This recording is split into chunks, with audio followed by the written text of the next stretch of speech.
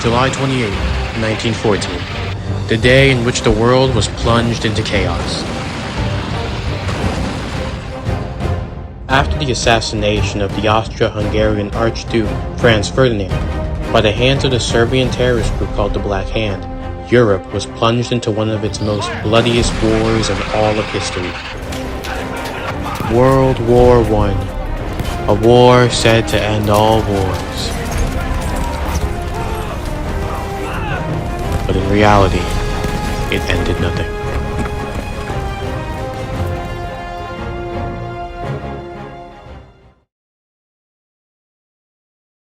August 2nd, 1914. Just 5 days after the war started, Germany wants passage through Belgium to gain access to the Yser River, but the Belgian government has other plans, and Germany is not letting that slide. So they decide to invade Belgium. And for the next month, Germany would begin getting preparations ready for their invasion. And then, on October 1st, 1914, General Hans Hartwig von Bessler orders an attack on Belgian forts in Antwerp.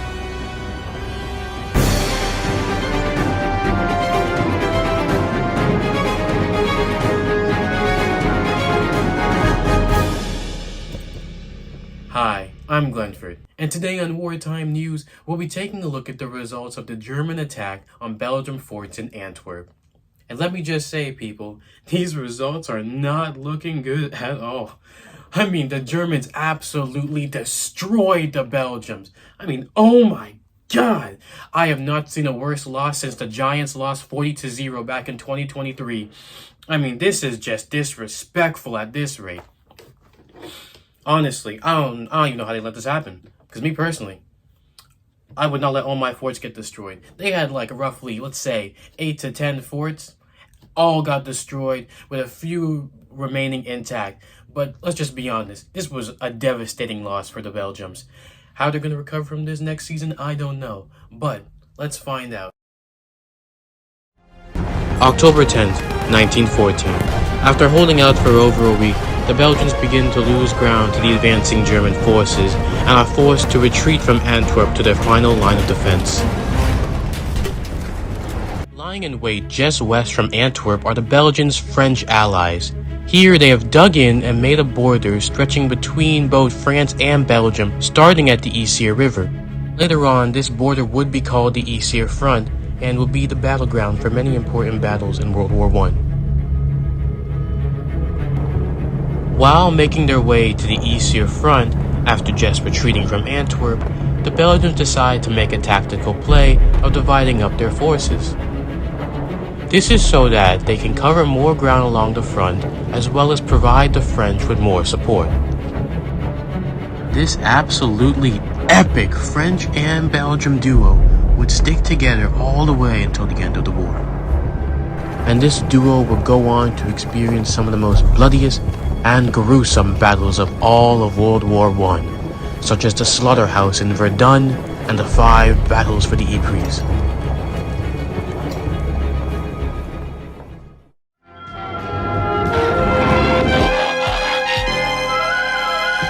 We'll return after these messages.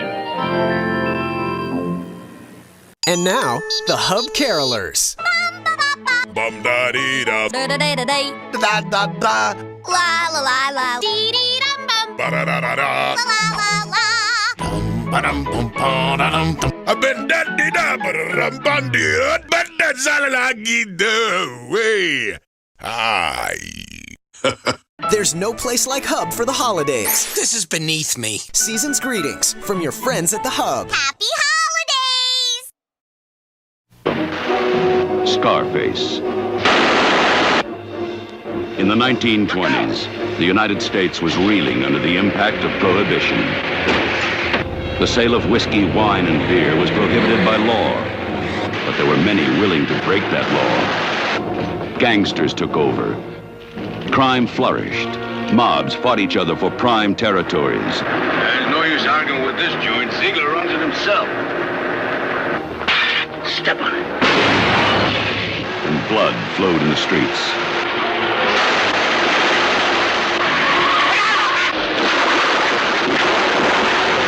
From hitman.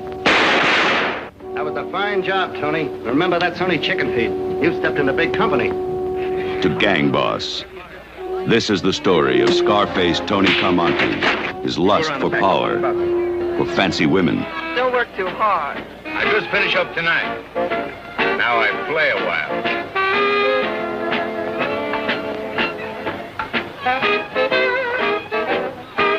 His drive to be number one. Next time I catch you in a place like that again, I'll kill you. You're telling me what to do. What I do and fellas is my business. Starring Paul Muni as Scarface, and Vorak, George Raft, and Karen Morley. The crime scenes in this film are based on events that actually happened. Don't you know it's Valentine's Day? Carmonte killed Renato. Put up a fight when they tried to take him and hold up on that steel fort of his. Get him.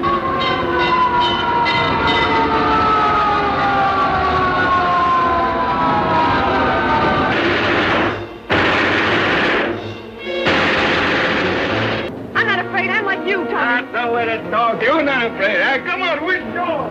Produced by Howard Hughes. Directed by Howard Hawks. Scarface. Hey, look at the monkeys there. They think they're gonna get Tony Carmonte, eh?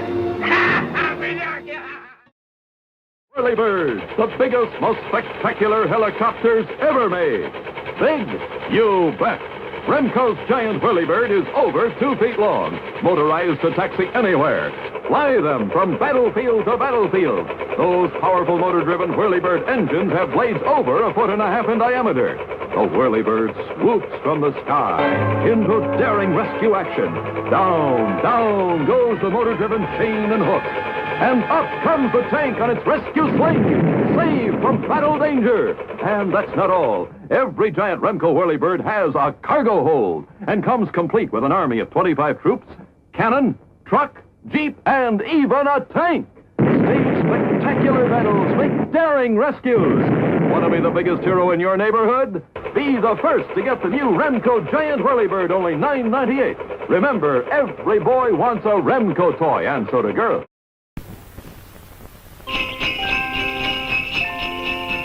It's holiday time, and Beauregard cries, "Hey, look, there's a snowman ringing our doorbell." And Elsie says, "That's no snowman. It's Elmer with a surprise. Borden's Eggnog, the extra special holiday drink. Borden's, very big on flavor."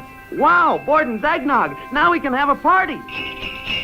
Borden's Eggnog is the delicious holiday treat the whole family loves, right from the carton. It's made with lots of eggs, milk, and real sweet cream. Rich and creamy, better than the best milkshake you ever tasted.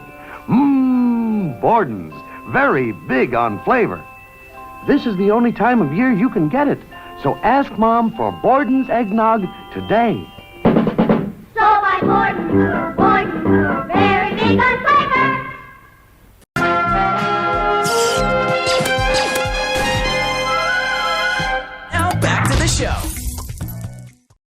Now, with all the background information wrapped up, we can now dive into the Christ-like miracle that is the Christmas Truce. On December 24th, 1914, it's Christmas Eve, and somewhere along the Ypres region of the Eastern Front, both German and British troops are lying in the cold trenches, anticipating for the other to make a move. And then, in the silence of night, the British begin to hear the Germans sing a particular song.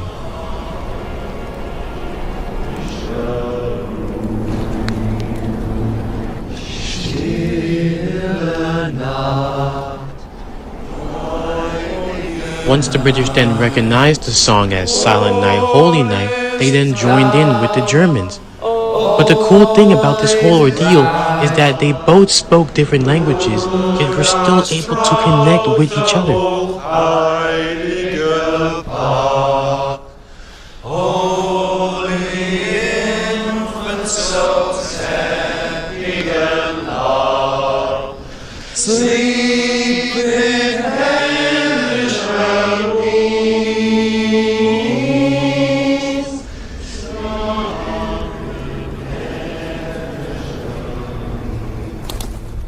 Once morning came, both sides were still anxious about what the other may do. But that's when the British decided to make a move that would go down in history as one of the greatest moments in all of World War I. As they raised their heads out of the trenches, it's said that they would jump back down in case the Germans decided to shoot. But they didn't shoot. And then we saw a German standing up waving his arms and we didn't shoot. Then, only by the miracle of Jesus Christ, did both armies get out of the trenches and meet in no man's land. No man's land is the area in between both armies' trenches, and it is the place where the most death, blood, and chaos happens throughout all of World War I. And now it's a place of peace and relaxation. On this miraculous Christmas day, both British and German armies would engage in many activities, such as taking photos, talking about war stories, and playing football. Or soccer if you're American.